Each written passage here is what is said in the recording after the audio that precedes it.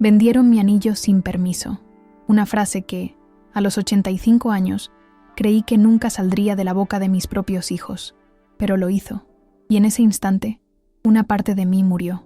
Me sentí como si me hubieran arrancado un pedazo del alma, un pedazo de mi Guillermo. Yo estuve allí, escuchando sus excusas, sintiendo el peso de su ambición, y descubrí la diferencia entre un objeto valioso y un recuerdo invaluable. La verdadera traición no fue la venta, sino la mentira detrás de ella. Imagina que despiertas un día y tu tesoro más preciado, la promesa de amor de tu vida, ya no está, que aquellos a quienes más amas, aquellos a quienes les diste todo, lo han vendido, pero lo que no sabían, lo que nadie sabía, era que el anillo que vendieron no era más que una réplica. Hoy voy a contarte la historia de cómo una abuela, en su momento más oscuro, les dio la lección más dura de sus vidas, que la lealtad y el respeto no se compran, se ganan. Cada segundo cuenta en una situación como esta. Si dejas pasar esta lección, corres el riesgo de perder la única cosa que no se puede reemplazar, la confianza. Quédate conmigo hasta el final y descubre el secreto que guardé durante 6 décadas. No vas a creer lo que hice cuando les dije. Eso era solo una réplica. Y abrí la caja fuerte de verdad. Me llamo Rosaura Vega. Tengo 85 años y vivo en un piso antiguo en el corazón del barrio de La Latina, en Madrid. Aquí he pasado más de medio siglo de mi vida, viendo cómo las calles cambian de bares de barrio a cafés modernos, pero conservando ese ruido constante de conversaciones cruzadas y pasos sobre el empedrado. Desde la ventana de mi salón, todavía puedo ver a la misma frutera que me fiaba cuando los niños eran pequeños. Hoy, al levantarme, no imaginaba que sería uno de esos días en que todo cambia, de esos que dejan una marca en la piel y en la memoria. Siempre empiezo la mañana con el mismo ritual, una taza de café negro, fuerte como me enseñó mi Guillermo, y el anillo de bodas en mi mano izquierda, bien acomodado, como si me recordara cada día que él sigue conmigo de alguna manera. Ese anillo no es solo un pedazo de oro, es la historia entera de mi vida, el testigo silencioso de promesas cumplidas y otras que se rompieron con el tiempo. Lo heredé de mi madre y ella de la suya, y así hasta perderse en los recuerdos familiares.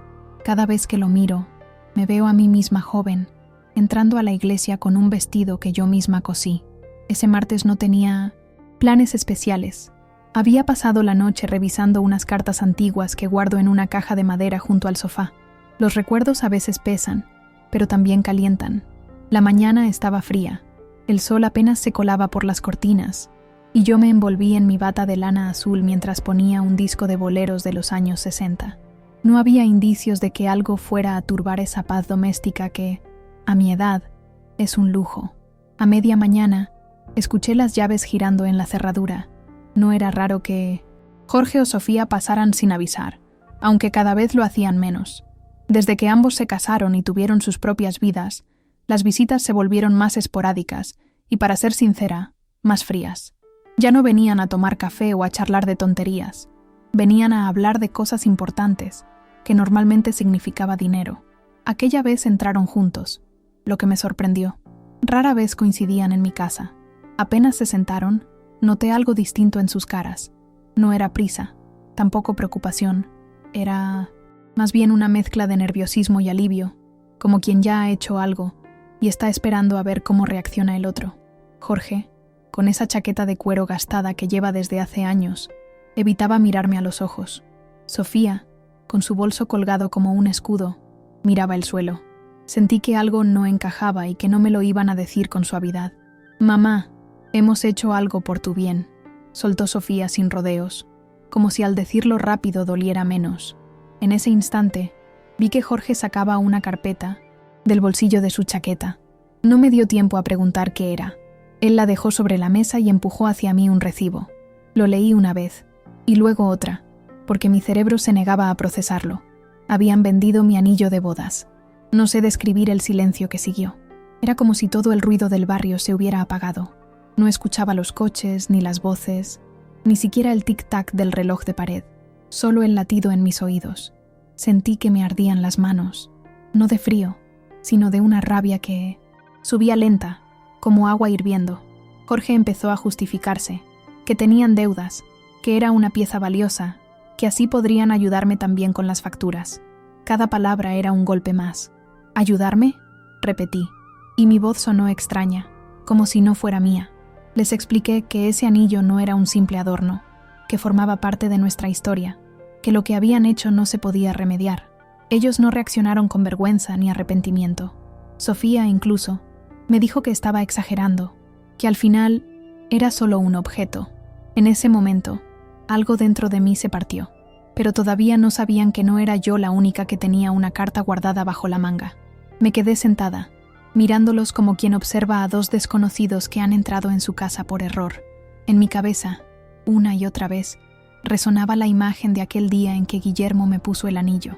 Habíamos salido de la iglesia bajo una lluvia fina, y él, con esa sonrisa torpe pero sincera, me susurró que ese anillo me acompañaría toda la vida. Pensar que ahora estaba en manos de un extraño, quizá en algún escaparate, me provocaba un nudo en el estómago que apenas me dejaba respirar. «Mamá, entiende que lo hicimos por todos», insistió Jorge, como si repetirlo lo volviera verdad. Me sorprendió darme cuenta de que no estaba llorando. Hace unos años, algo así me habría hecho romper en lágrimas, pero no esta vez. Tal vez era la edad, o tal vez era que ya no quedaban lágrimas para ellos. En cambio, una calma extraña se apoderó de mí, la misma que me invadía cuando, de joven, estaba a punto de tomar una decisión importante. Me levanté despacio, como quien necesita estirar las piernas, y me dirigí hacia la estantería del salón. Pasé la mano por encima de los libros, fingiendo buscar algo. En realidad, estaba pensando en cómo empezar. Si algo me enseñó la vida con Guillermo, es que las lecciones más duras no se dan a gritos, sino con precisión. Y esa era una de esas ocasiones en las que había que enseñar sin que lo olvidaran jamás. ¿Sabéis qué es lo más curioso?, les dije, dándoles la espalda mientras recorría con la mirada las fotos familiares enmarcadas. Ese anillo, el que vendisteis, no era el verdadero. Sentí el aire cambiar detrás de mí, como si de repente hubieran entendido que no controlaban la situación. Jorge soltó una risa corta, incrédula, y Sofía preguntó en un susurro, ¿cómo que no era el verdadero? Me giré, despacio, apoyándome en el respaldo del sofá. Era una réplica. El original nunca ha salido de esta casa. Y antes de que pudieran reaccionar, avancé hacia el cuadro grande que preside mi pared, una pintura de un atardecer en Toledo, que Guillermo y yo compramos en nuestra luna de miel. Lo descolgué con cuidado, como he hecho decenas de veces a lo largo de los años, y lo apoyé contra la pared. Detrás, empotrada en el muro, estaba la caja fuerte. No era gran cosa, apenas un rectángulo gris con una cerradura antigua, pero era lo suficientemente discreta para que pocos supieran de su existencia. Jorge se acercó un paso, quizá para asegurarse de que no bromeaba. Sofía, en cambio, se quedó quieta, con las manos aferradas a su bolso. Metí la llave, giré, y el sonido del mecanismo abriéndose llenó la habitación. Dentro, cuidadosamente envueltos en paños de terciopelo, estaban los verdaderos tesoros de la familia: el anillo original, varias joyas heredadas de mi abuela, documentos de propiedad y algunas cartas que, de ser leídas, podrían cambiar la historia que mis hijos creían conocer. Tomé el anillo con cuidado, sintiendo su peso familiar en la palma, y lo levanté para que la luz de la mañana lo hiciera brillar. Esto, dije con voz baja pero firme, es lo que se cuida cuando se ama de verdad, no lo que se vende por unas deudas. Y hoy me habéis demostrado que no sois dignos de esto, todavía.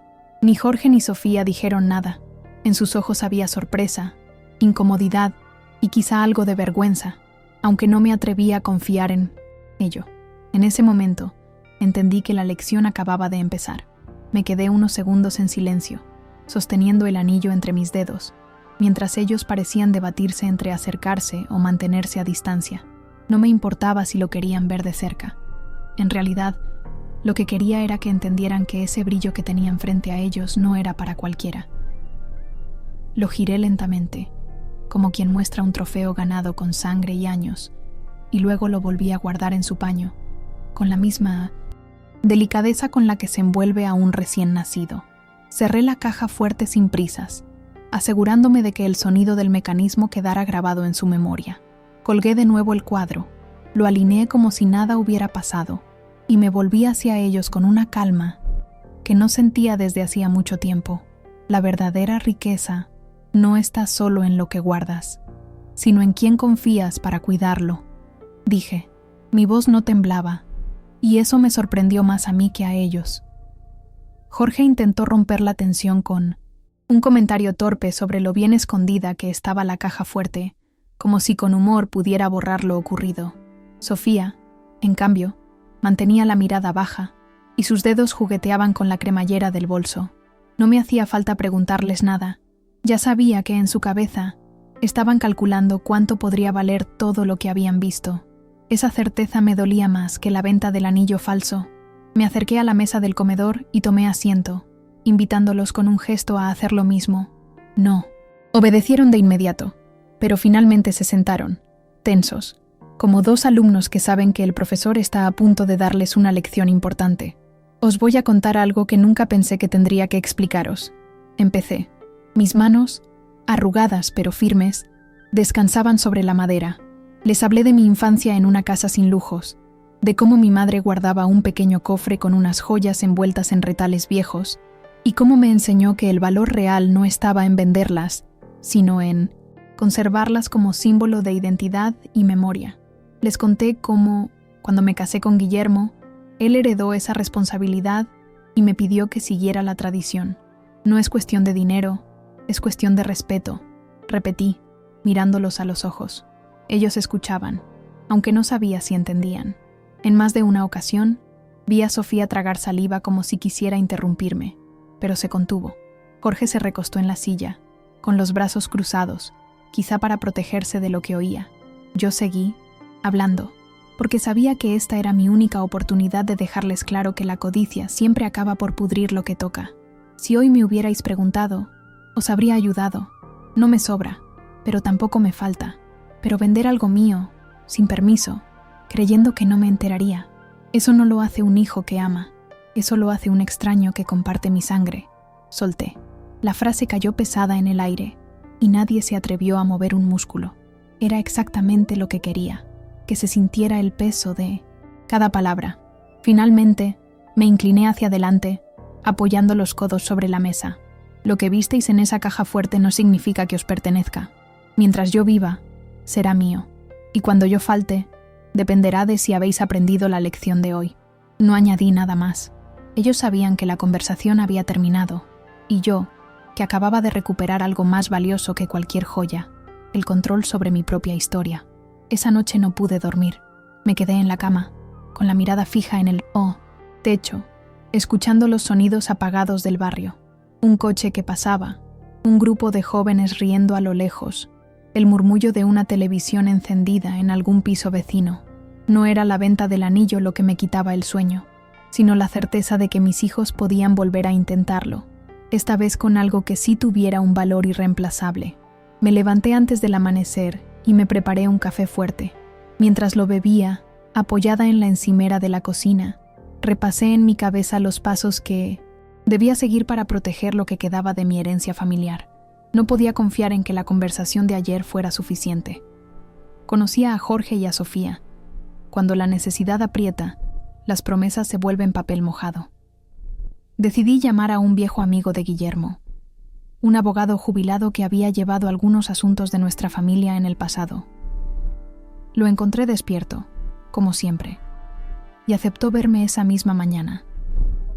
Me dijo que llevara todos los documentos importantes, y así lo hice.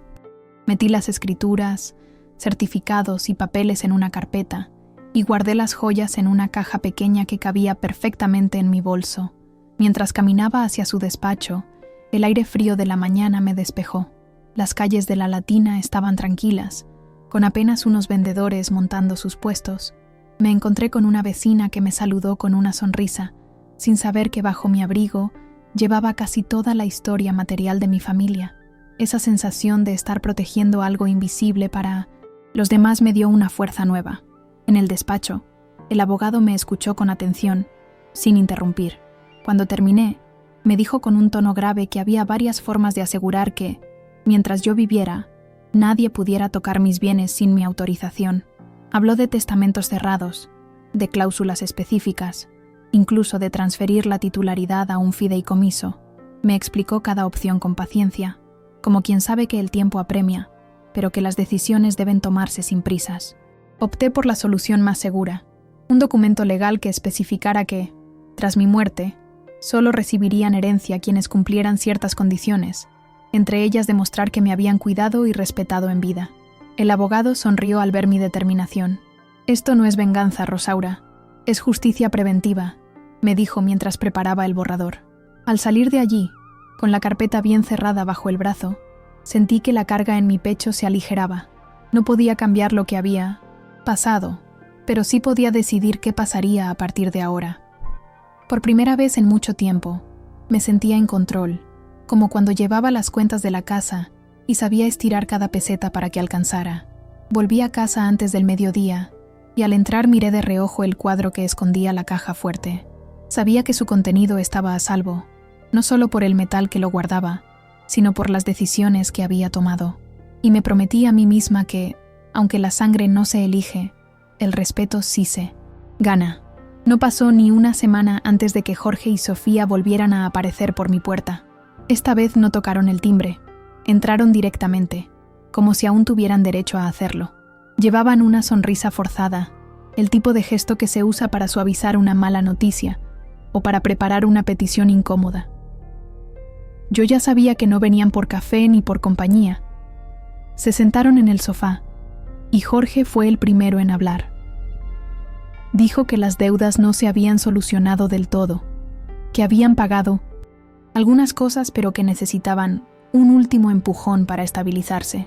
Sofía, como siempre, añadía frases de apoyo a su hermano, pintando la situación como algo temporal, casi trivial.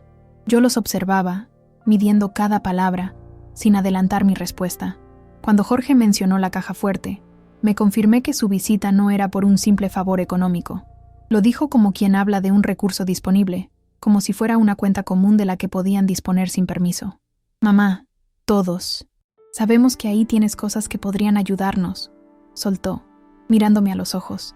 Esa frase fue suficiente para encender todas mis alarmas. Respiré hondo y les pedí que me acompañaran al salón. Caminé despacio, dejando que creyeran que estaba considerando su propuesta. Me paré frente al cuadro, lo retiré y mostré la caja fuerte, exactamente como la última vez. Sus rostros se iluminaron, convencidos de que iban a salirse con la suya, pero cuando giré la llave y abrí la puerta, lo que encontraron dentro fue distinto. La caja estaba casi vacía, salvo por algunas fotos antiguas y cartas familiares. Nada de joyas, nada de documentos de valor. «Esto es todo lo que queda aquí», dije, con una calma que contrastaba con el silencio helado que llenó la habitación. Sofía frunció el ceño y preguntó dónde estaba el resto. Le respondí que todo lo importante ya estaba protegido y que legalmente no podían tocarlo. Jorge me acusó de no confiar en ellos, como si lo que habían hecho con el anillo no fuera prueba suficiente. Yo, en lugar de entrar en discusiones, me limité a recordarles que la confianza se gana con actos, no con promesas vacías. Se levantaron molestos, lanzando frases cortas que no me afectaron. Los vi marcharse por el pasillo, cerrando la puerta con más fuerza de la necesaria. No sentí tristeza, sino una especie de alivio extraño, como cuando cierras una ventana en plena tormenta. Afuera el viento sigue, pero dentro de casa ya no entra. Me quedé sola en el salón, mirando el cuadro todavía apoyado en la pared. Lo colgué de nuevo, no para ocultar la caja, sino como símbolo de que, esta vez, el verdadero tesoro estaba fuera de su alcance, y así pensaba mantenerlo hasta el último día. Al día siguiente, me senté con una libreta y un bolígrafo en la mesa del comedor. No era para hacer cuentas, sino para escribir las reglas que a partir de ahora iban a regir mi relación con Jorge y Sofía. No iba a anunciárselas como un manifiesto, pero sí las tendría claras para mí misma. La primera era simple: nada de visitas sin avisar. La segunda, aún más importante: ningún tema de conversación relacionado con dinero, salvo que yo lo sacara. Decidí también reorganizar mi rutina. Si antes pasaba las tardes esperando una llamada o una visita que rara vez llegaba, ahora dedicaría ese tiempo a mí. Empecé a buscar actividades en el centro cultural del barrio. Clases de pintura, talleres de memoria, incluso un grupo de lectura. Quería llenar mis días de algo más que silencio y preocupaciones familiares. Una tarde, mientras salía de una de esas clases, me crucé con Carmen, una amiga de la infancia que no veía desde hacía años. Nos pusimos al día en un banco de la plaza, y sin darme cuenta, le estaba contando todo lo ocurrido con el anillo y la caja fuerte. Ella me escuchó con esa atención que solo tienen las personas que han vivido sus propias batallas. Al final, me dijo: «Rosaura, hiciste lo correcto. Ahora cuida de ti, que ya cuidaste bastante de los demás». Sus palabras se me quedaron grabadas. Esa noche, al preparar la cena, me repetí esa frase como un mantra. Me di cuenta de que, durante demasiado tiempo, había puesto mi energía en mantener a salvo lo que era de todos, pero había descuidado lo que era solo mío: mi paz, mi salud, mi tiempo. Empecé a poner candado a esos pequeños espacios que antes dejaba abiertos. No se trataba de aislarme, sino de protegerme. Aprendí a decir no, sin sentir culpa, y a no dar explicaciones cuando no quería hacer algo. Era como redescubrir una parte de mí que había quedado enterrada bajo el papel de madre y cuidadora. Jorge y Sofía no tardaron en notar los cambios. Me llamaban para proponer visitas, y yo, con calma, les decía que no estaba disponible o que prefería otro día. Sus reacciones variaban entre la sorpresa y la molestia, pero se iban adaptando. Yo sabía que, en el fondo, era la primera vez que entendían que no podían contar con mi presencia incondicional. En el barrio, la gente empezó a verme diferente. Los vecinos comentaban que me veían más activa, más animada. No sabían que, detrás de esa energía renovada, había una mujer que había decidido no dejar que la codicia ajena marcara el rumbo de sus últimos años. Una tarde, mientras regaba las plantas del balcón, pensé en Guillermo. Me pregunté qué opinaría de todo esto. Me imaginé su voz diciendo que estaba orgulloso, que por fin estaba cuidando de mí misma. Y por primera vez en mucho tiempo, sonreí sin sentir una sombra de tristeza detrás. El intento no tardó en llegar. Una mañana de sábado, mientras estaba en la cocina preparando un guiso de lentejas, sonó el timbre. Esta vez, no eran Jorge ni Sofía directamente, sino la hija de Sofía, mi nieta Clara. Tenía 22 años, estudiaba en la universidad y casi nunca me visitaba sin un motivo concreto. La recibí con una sonrisa, pero enseguida noté que traía un mensaje preparado. Se sentó a la mesa y empezó a hablarme de lo mucho que me quería, de cómo siempre había admirado mi fuerza y mi historia con el abuelo Guillermo. Después de unos minutos de halagos, soltó la verdadera razón de su visita. Sus padres le habían contado que yo tenía recursos guardados y que tal vez podría ayudarla a pagar un curso en el extranjero. No me molestó la petición en sí, sino la forma. Era obvio que la habían mandado como emisaria, pensando que yo bajaría la guardia con ella. Me tomé mi tiempo antes de responder. Le serví un plato de lentejas y le pedí que comiera conmigo. Quería que sintiera que estaba en casa, pero también que entendiera que no se trataba de un simple trámite. Mientras comíamos, le conté la historia completa del anillo, desde que lo recibí hasta la venta sin permiso. Clara escuchaba en silencio, y aunque intentó disimular, se notaba que la incomodaba saber que sus propios padres habían hecho algo así. Cuando terminé, le dije con suavidad: «Clara, el dinero se recupera, la confianza no, y ahora mismo, lo que necesito es gente en mi vida que no me vea como un cajero automático». Ella no insistió más. Terminamos de comer hablando de sus estudios y de cosas triviales. Antes de irse, me abrazó más fuerte de lo que esperaba. No sé si fue por culpa, por cariño o por ambas cosas, pero sentí que, al menos, había una posibilidad de que entendiera la lección que sus padres aún no habían aprendido. Cuando se fue, me quedé pensando en lo fácil que habría sido decir que sí, sacar algo de la caja fuerte y solucionar su problema inmediato. Pero también entendí que cada vez que uno cede por evitar un conflicto, abre la puerta a que se repita, y yo ya no estaba dispuesta a vivir con esa puerta abierta.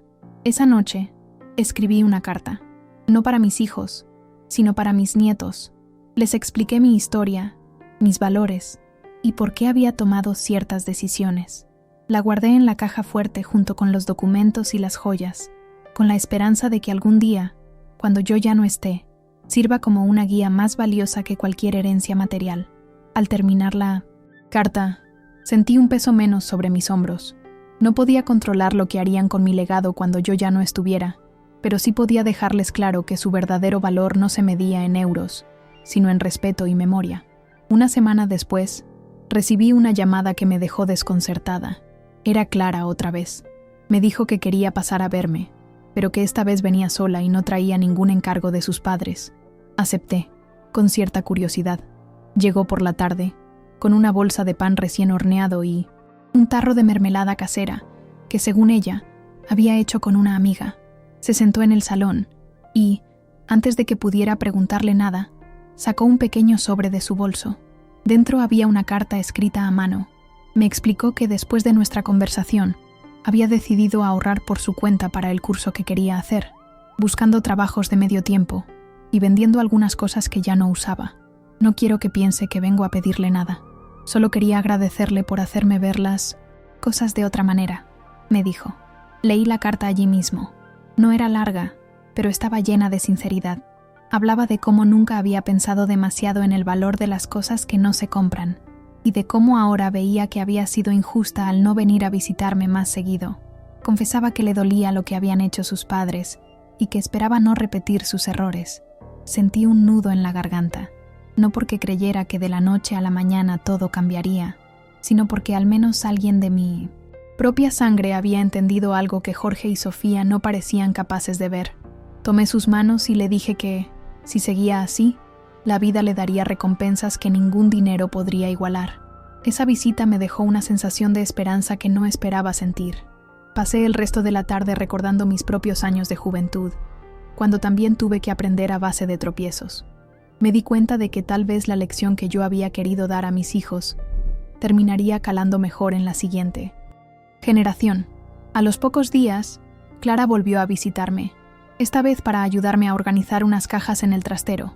Entre el polvo y los recuerdos, encontramos fotos antiguas de Guillermo, de mis padres y de mis hijos cuando eran pequeños. Ella me pidió que se las contara una por una, y así pasamos horas reviviendo momentos que yo creía olvidados.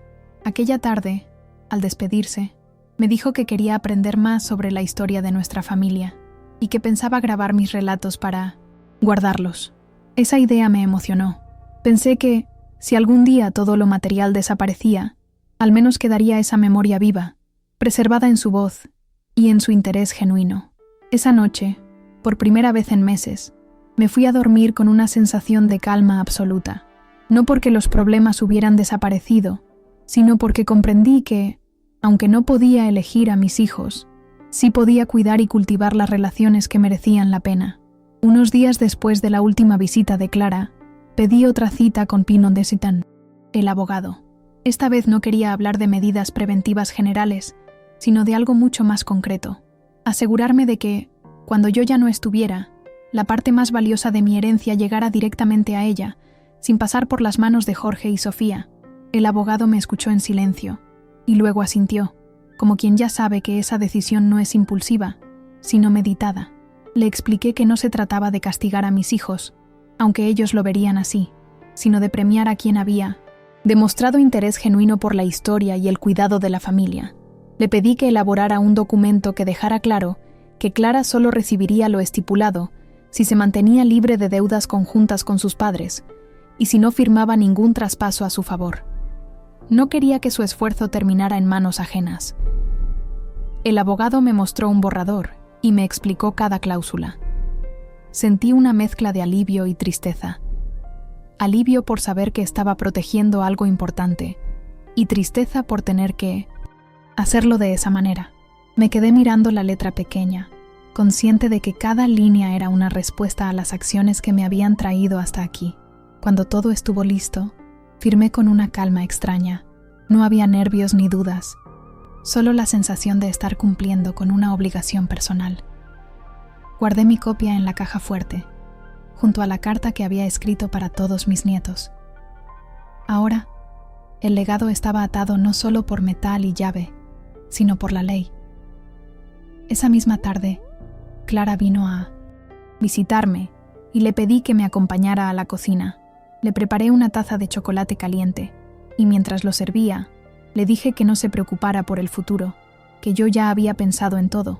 No le di detalles, No quería cargarla con esa información tan pronto. Pero sí le dejé claro que su forma de actuar no había pasado desapercibida. Ella sonrió, un poco confundida, pero me abrazó con fuerza. No insistió en preguntar más, y yo agradecí ese respeto. A veces, no saberlo todo es una bendición, sobre todo cuando hay tiempo para que las cosas se revelen en su momento. Esa noche, mientras escuchaba la radio en la sala, pensé en cómo las decisiones más importantes de mi vida no habían sido las que tomé cuando era joven y fuerte, sino las que estaba tomando ahora, en la recta final. Era como si todo lo que había aprendido en décadas se condensara en estos últimos años. Me prometí que, a partir de ese día, no viviría pendiente de lo que mis hijos pudieran o no intentar. Había cerrado ese capítulo. Ahora, mi tiempo y mi energía serían para mí, para las pocas personas que realmente me valoraban, y para dejar un rastro digno de la mujer que siempre intenté ser. El distanciamiento no tardó en hacerse evidente. Jorge fue el primero en notarlo, y, fiel a su carácter, reaccionó con orgullo herido. Comenzó a visitarme menos, limitando el contacto a mensajes cortos, en los que siempre había alguna indirecta sobre lo difícil que estaba la vida, o lo triste que era que la familia se enfriara así. Yo respondía con cortesía, pero sin dar pie a conversaciones más largas. Sofía, en cambio, tomó otro camino.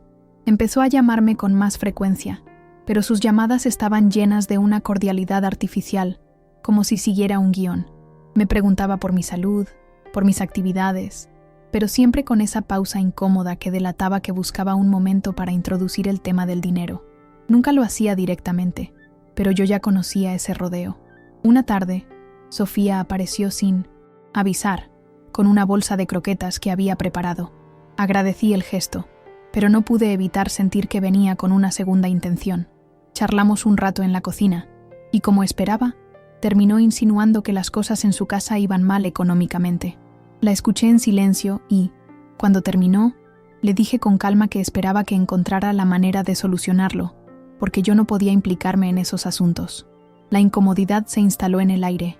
Sofía intentó sonreír, pero se notaba que no esperaba esa respuesta tan directa. Se fue poco después, y no volvió a aparecer por un tiempo.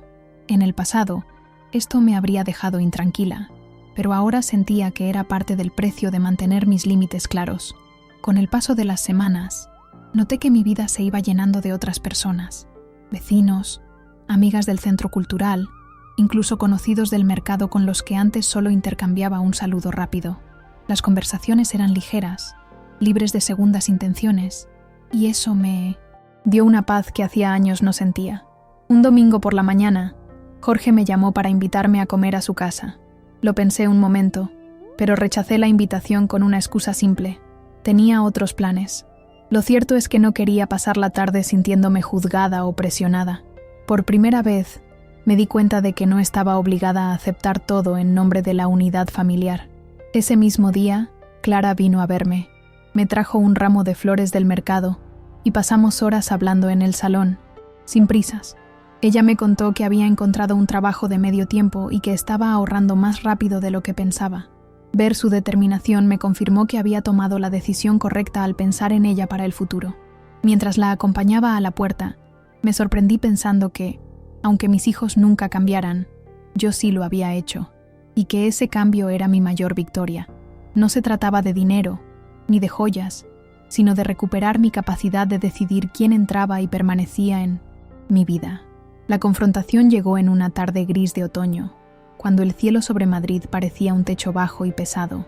Estaba sentada leyendo en el salón cuando escuché golpes insistentes en la puerta. Al abrir, me encontré a Jorge y Sofía juntos, con rostros tensos. No había saludos cordiales, solo un directo «necesitamos hablar» de parte de mi hijo. Entraron sin esperar invitación y se sentaron en el sofá, dejando claro que la conversación no iba a ser agradable. Jorge empezó, diciendo que la familia se estaba rompiendo por mi terquedad y que, si seguía así, todos íbamos a perder. Sofía, con un tono más suave, trató de hacerme sentir culpable. «Mamá, no queremos que todo termine así. Solo queremos que confíes en nosotros otra vez». Los escuché sin interrumpir, observando cómo alternaban la presión emocional con promesas vagas de cambio. Reconocía esa táctica. La habían usado antes, y en otro tiempo había funcionado.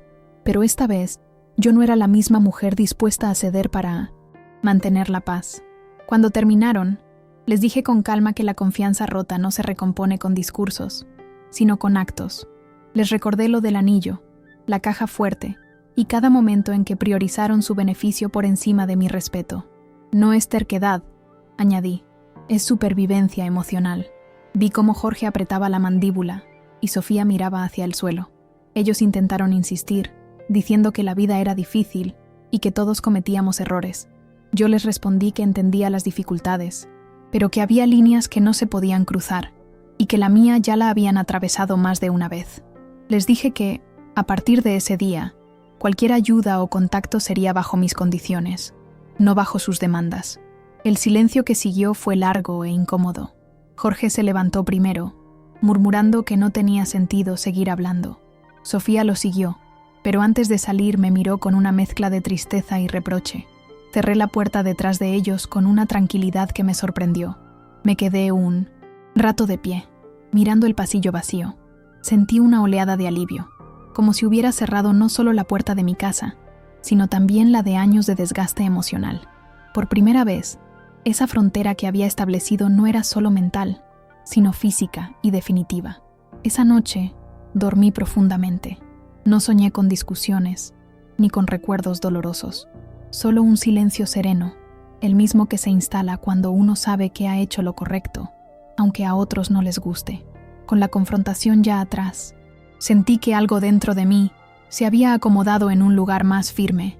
Empecé a vivir mis días con una ligereza nueva, sin la sombra constante de lo que Jorge y Sofía pudieran planear. Las mañanas se llenaron de paseos por el mercado, charlas con los vendedores y tardes enteras dedicadas a la pintura en el centro cultural. Clara se convirtió en una presencia habitual. Venía a verme al menos una vez por semana, y siempre traía algo, una historia de la universidad, un libro que le había gustado, o alguna receta que quería probar conmigo. Nuestra relación empezó a construirse sobre pequeñas cosas que, con el tiempo, se volvieron imprescindibles. Un día, mientras organizábamos juntas un álbum de fotos, me pidió que le contara con detalle cómo era su abuelo Guillermo. Le hablé de sus manos grandes, de su risa contagiosa y de cómo siempre sabía cuándo callar y cuándo hablar. Me escuchaba con tanta atención que me recordó a mí misma, de joven, cuando me sentaba a los pies de mi madre para oír sus relatos. En una de esas visitas, Clara me dijo algo que me hizo sonreír. «Abuela, quiero que cuando ya no estés, todo lo que dejaste cuente una historia, no solo tenga un valor». Esa frase me reafirmó en mi decisión de proteger la herencia para que ella pudiera recibirla sin contaminación de intereses ajenos. Mientras tanto, el barrio se convirtió en mi refugio. Comencé a participar en un grupo de teatro aficionado, algo que jamás habría imaginado. Descubrí que, incluso a los 85 años, una puede aprender cosas nuevas y sorprenderse a sí misma. Mis nuevos amigos del grupo no me conocían como la madre de Jorge o Sofía, sino como Rosaura, la mujer que siempre trae buen humor a los ensayos. Las noches dejaron de ser largas y pesadas. Me iba a dormir cansada, pero satisfecha, pensando en lo que haría al día siguiente. No había ansiedad por llamadas inesperadas, ni por visitas con dobles intenciones. Era una paz que no recordaba haber tenido desde que mis hijos se fueron de casa. Veces me encontraba mirando el cuadro que escondía la caja fuerte y me daba cuenta de que ya no lo veía como una trinchera. Lo veía como un recordatorio silencioso de que había aprendido a proteger lo que es mío, no solo físicamente, sino también en lo emocional. Una tarde de invierno, mientras tomábamos chocolate caliente, le dije a Clara que un día le contaría todo lo que había hecho para asegurar su futuro, no por presumir, sino para que entendiera que el amor también se protege con acciones firmes. Ella me miró y dijo: «Lo sé, abuela, y algún día lo seguiré haciendo yo». Llegó un día en que supe que era el momento de dejarlo todo cerrado, sin cabos sueltos. Llamé al abogado y fijamos una cita para firmar los documentos finales del testamento y las cláusulas que asegurarían que mi voluntad se cumpliera al pie de la letra. No sentía nervios, solo una determinación tranquila, como cuando se termina una tarea importante que ha llevado meses de trabajo. Al llegar a su despacho, Me recibió con esa sonrisa profesional que siempre me daba confianza. Repasamos cada página, línea por línea, asegurándonos de que no hubiera ninguna laguna legal que pudiera ser aprovechada por terceros. Él me explicó nuevamente las condiciones, y yo asentí en silencio, segura de cada decisión que había tomado. Cuando puse mi firma al final del último documento, sentí como si me quitara de encima una manta pesada que había cargado durante demasiado tiempo. No había marcha atrás, y eso me daba más alivio que miedo.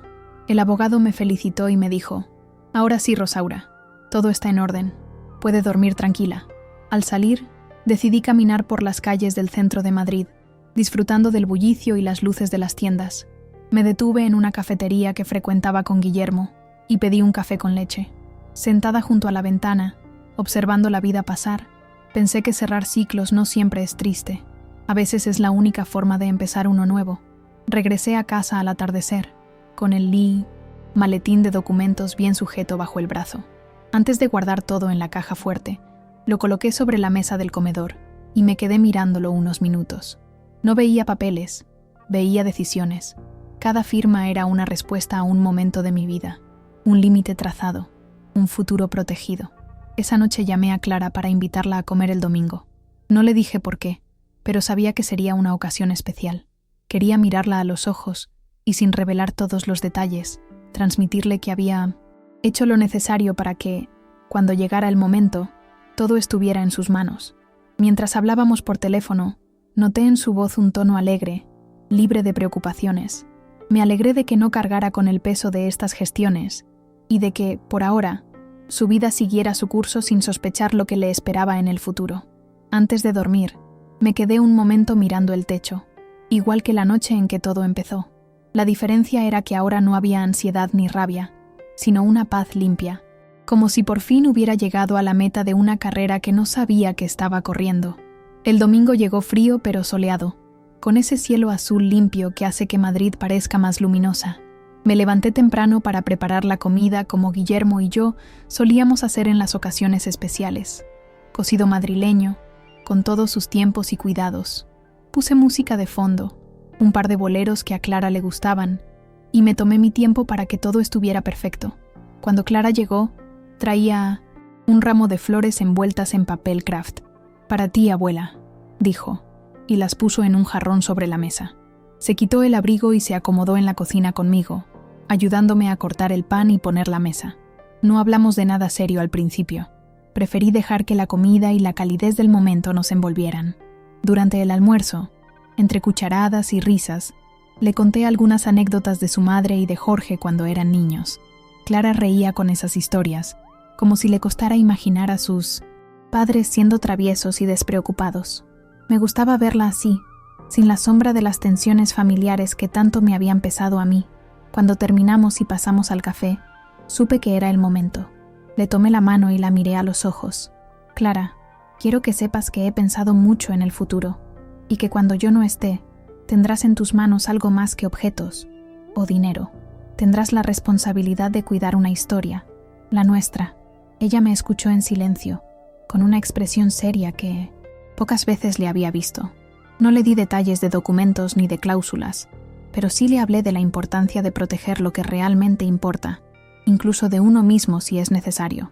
Le dije que, pase lo que pase, lo que le dejaría no debía servir para dividir, sino para unir y recordar quiénes somos. Ella me abrazó fuerte, tan fuerte que sentí que me transmitía algo más que afecto. Tal vez era una promesa silenciosa, o la comprensión de que aquello que le estaba confiando iba más allá de cualquier herencia. No necesitábamos más palabras. Después de que se fue, me quedé recogiendo la mesa en calma, guardando cada plato y cada vaso como si formaran parte de un ritual. Sentí que había pasado algo importante, aunque nadie más que nosotras lo supiera. Era como si hubiera cerrado un círculo que llevaba décadas abierto. Esa noche, al acostarme, pensé que si ese fuera mi último día, me iría en paz. Había dicho lo que debía decir, tomado las decisiones necesarias y dejado un legado. Claro, lo demás ya no estaba en mis manos, y eso, curiosamente, me daba libertad. Pasaron varios meses desde aquella comida con Clara, y la vida tomó un ritmo más suave, casi armonioso. Mis días estaban llenos de pequeñas rutinas que me daban placer. El paseo matutino hasta la plaza, las clases de teatro, las tardes de lectura junto a la ventana. Me di cuenta de que la ausencia de conflictos con Jorge y Sofía había despejado un espacio enorme en mi mente, un espacio que ahora podía llenar con cosas que realmente importaban. A veces recibía mensajes esporádicos de ellos, casi siempre formales y breves. Ya no había presiones ni insinuaciones, y aunque nuestra relación seguía distante, la tensión constante había desaparecido. Aprendí a aceptar que no todos los lazos de sangre son lazos de cuidado, y que está bien poner límites incluso a quienes llevan tu apellido. Clara, en cambio, se volvió parte esencial de mi vida. Me acompañaba al mercado, aprendía mis recetas y me ayudaba a ordenar papeles. Sin que yo se lo pidiera, comenzó a grabar nuestras conversaciones, diciendo que quería que algún día sus hijos, si los tenía, supieran de dónde venían. Esa idea me conmovía más de lo que ella imaginaba. Un día de primavera, mientras tomábamos un helado sentadas en un banco, me dijo: «Abuela, cuando te miro, veo a alguien que supo defender lo suyo, aunque fuera difícil. Espero tener ese valor algún día». Me quedé en silencio un momento, sintiendo que esas palabras eran en cierto modo la confirmación de que había hecho lo correcto. En casa, el cuadro que cubría la caja fuerte seguía en su lugar.